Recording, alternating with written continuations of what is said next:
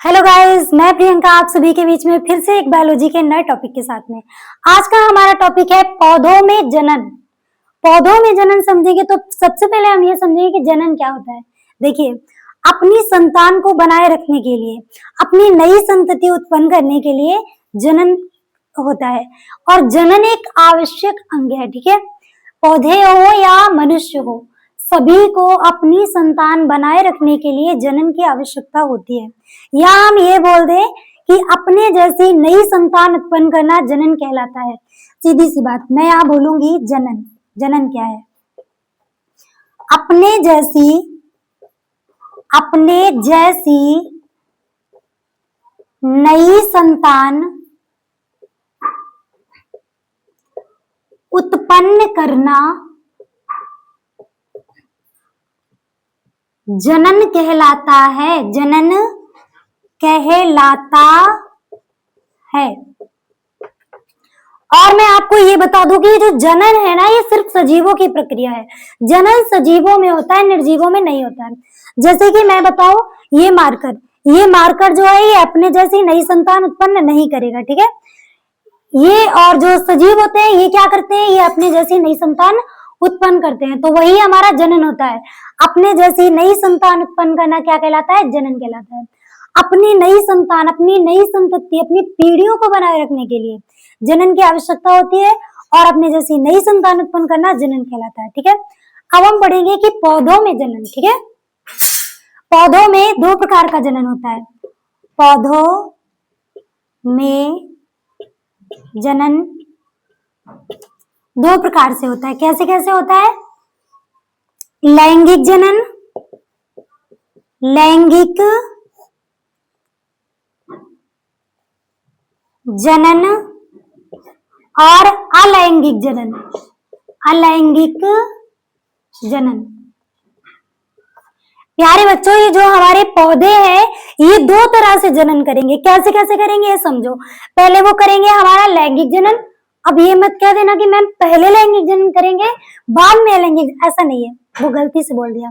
पौधे दो तरह से जनन करेंगे। कैसे कैसे? अलैंगिक जनन करेंगे और ये लैंगिक जनन करेंगे।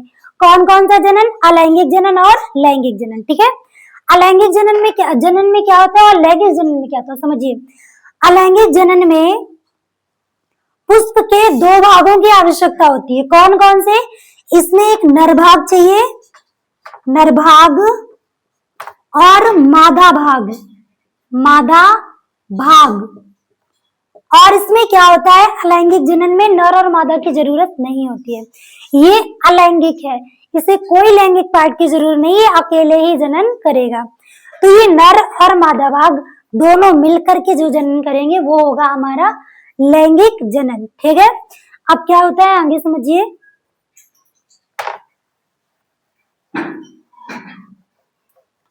जो ये हमारा नर भाग है, पौधे में नर भाग,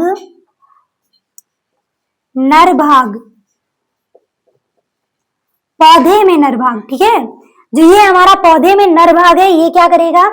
ये नर युग्मक बनाएगा, और मादा भाग क्या करेगा?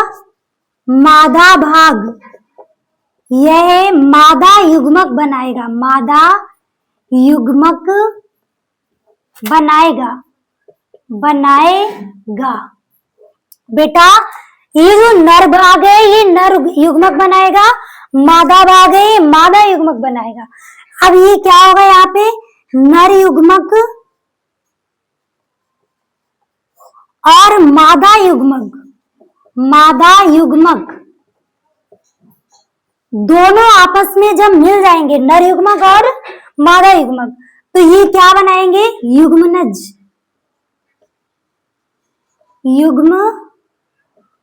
ये किसका निर्माण करेंगे? युग्मनज। और भ्रूण, फिर नया पौधा,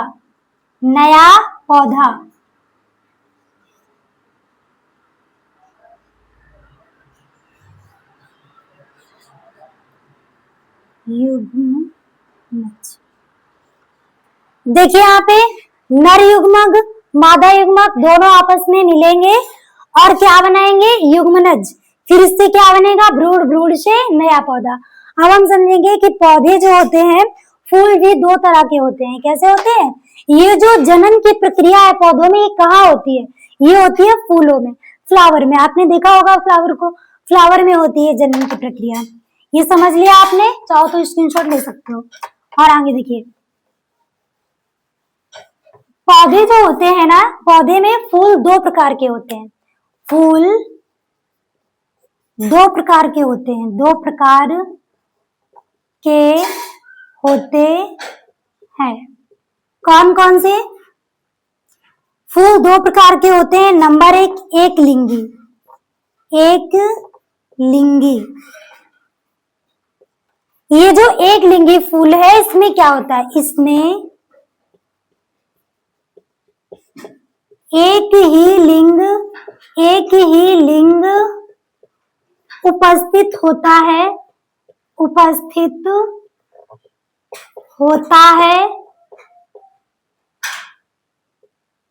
होता है नर या फिर मादा। ये बात बहुत समझने योग्य है। जो हमारे पुष्प होते हैं, पौधों में पुष्प ही जनन करवाते हैं। और जनन की प्रक्रिया जो है, ये जो लैंगिक जनन है, ये दो पुष्पों से होती है। ये इसमें कौन कौन से भाग होने चाहिए, दो भाग होने चाहिए, एक नर और एक मादा। तो ये जो हमारा पुष्प है, ये दो तरह का होता है। कैसा, एक लिंगी होता है और एक द्विलिंगी होता है। एक लिंगी में क्या होता है, इसमें एक ही लिंग होगा। एक लिंगी से आप समझ सकते हैं कि इसमें एक ही लिंग उपस्थित होगा, या तो उस फूल में नर भाग होगा या फिर मादा होगा। और एक फूल होता है द्विलिंगी। द्विलिंगी,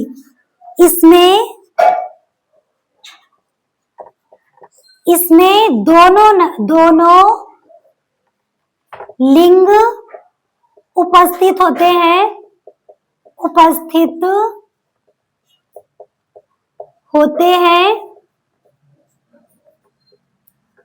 नर और मादा। प्यारे बच्चों, यहाँ आप कंफ्यूज मत हो जाना।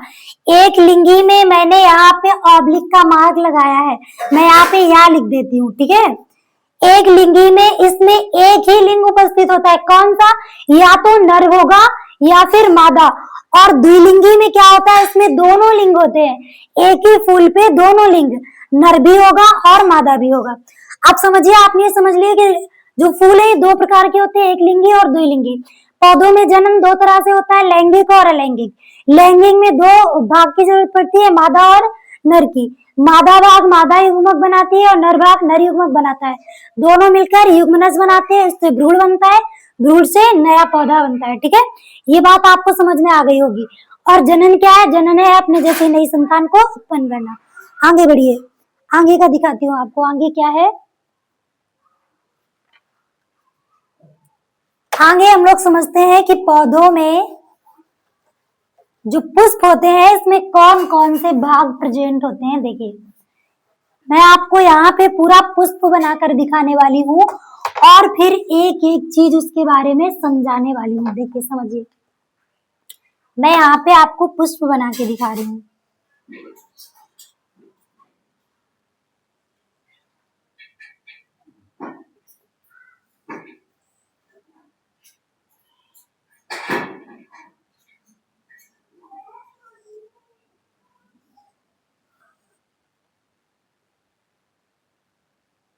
ये बेटा हमारा क्या है, ये है हमारा पुष्प। ये हमारा पुष्प है, हम इसके बारे में अभी समझेंगे एक एक करके।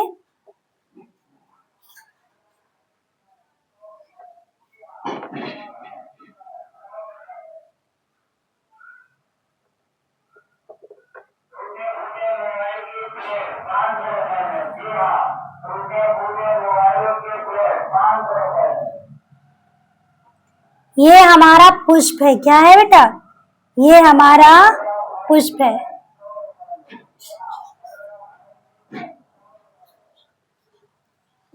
ये रहा हमारा पुष्प, आप इसको आसानी से समझ सकते हो। मैं इसको इरेज कर देती हूँ क्योंकि यहाँ पे जगह ज्यादा है नहीं, मैं आपको आसानी से समझा पाऊँ। ये हमारा पुष्प रहा और ये रही हमारी जायांग।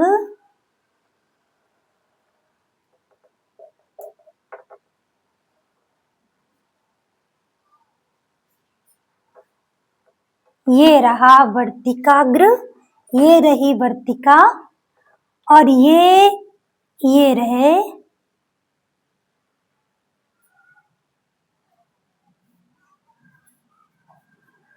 ये देखिए, ये मैं बना रही हूँ आसानी से, आप देखिए पराग कोश। ये क्या है हमारे पराग कोश हैं।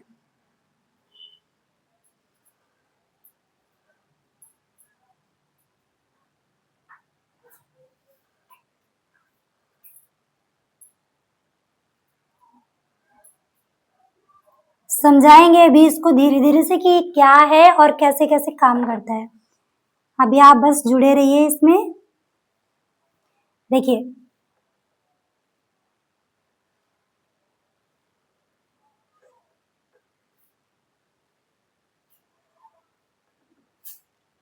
समझो, यहाँ पे ये है हमारा वर्तिका, वर्तिकाग्र। ये क्या है? ये है वर्तिकाग्र। जो आपको ये वाला भाग दिख रहा है ना, ये हमारा वर्तिकाग्र है और ये जो हमारा लंबा सा भाग है ये वर्तिका है, वर्तिका। और ये है पराग कोश, पराग कोश। इसी में बनते हैं पराग कण। ये रही हमारी वर्तिकाग्र, ये वर्तिका, ये परागकोश और ये है दलपुंज, दलपुंज। ये क्या है? ये है दलपुंज। और ये रहा हमारा अंडाशय, अंडाशय। ये है हमारा जायांग, जायांग। एक सेकेंड, मैं इसमें इंक डाल लेती हूँ। इंक नहीं है, इंक डाल ली है मैंने इसमें, अब आपको समझ में आएगा अच्छे से। ये क्या है? ये है हमारा जायांग। और ये जो है, ये जिसपे पुष्प रखा हुआ है, ये समझिए, ये जिसपे पुष्प रखा हुआ है, ये अंदर वाला भाग, ये पुष्पासन है, पुष्पासन। और ये हमारे जो है ये बाहादल पुंज है, बाहादल पुंज। ये हमारे क्या है? दलपुंज, पुष्पासन, अंडाशय, दलपुंज, पराग कोश, वर्तिका और वर्तिकाग्र। आप समझिए, ये हमारा पूरा एक पुष्प की संरचना है। ये हमारा एक पूरा पुष्प बना हुआ है और इसमें मैं एक एक चीज उसके बारे में आपको बहुत ही डिटेल से बताने वाली हूँ।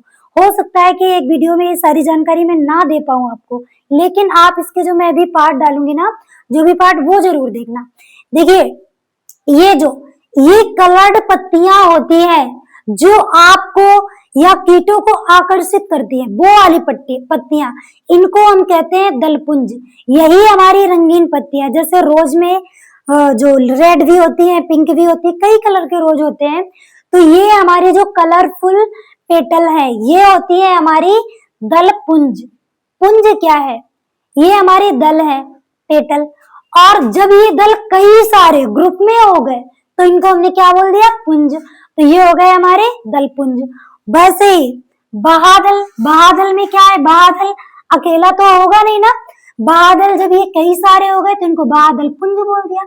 मतलब यहाँ पे पुंज का कुछ नहीं, पुंज का तात्पर्य है समूह, ठीक है? पुंज का तात्पर्य समूह है। और ये क्या है? पुष्प आसन। आसन जानते हो? आसन होता है बैठने वाली सीट जिसपे आप बैठते हो, ठीक है? जमीन में बिछा के चटाई बैठे हो या फिर आप सीट डालकर बैठे हो, तो वो आपका आसन हो गया। वैसे ही इसमें ये जो भाग है, ये पुष्प का आसन है जिसपे पुष्प रखा हुआ है, वो हमारा पुष्पासन है। और उसी से जुड़े हुए होते हैं हमारे बाहादल पुंज। अब हम समझते हैं यहाँ पे अंडाशय, जायांग में यहाँ भीतर अंडाशय, ठीक है? और ये है हमारा जायांग। अब कुछ बच्चे कहेंगे मैम स्त्री क्वेश्चन नहीं लिखा, तो जायांग की इकाई होती है स्त्री केशर। बात समझ में आ गई? आगे बढ़ो। आगे जो हमारा ऊपर का भाग है, इस पे चिपचिपा पदार्थ होता है, रोएदार चिपचिपा पदार्थ। ये यही हमारे परागकण को अपने में चिपका लेता है, ठीक है। इसमें परागकण चिपक जाते हैं और फिर इसके माध्यम से वर्तिका के माध्यम से अंदर पहुंच जाते हैं। ये हमारा वर्तिकाग्र है, ये हमारी वर्तिका है और ये है परागकोश। इसी परागकोश में बनते हैं परागकण। ये मैं सारी डिटेल आपको बताने वाली हूँ, बस माफ कीजिएगा, एक वीडियो में मैं सब कुछ नहीं बता सकती। आगे का मैं आपको अगले पार्ट में समझाऊंगी। तब तक के लिए धन्यवाद।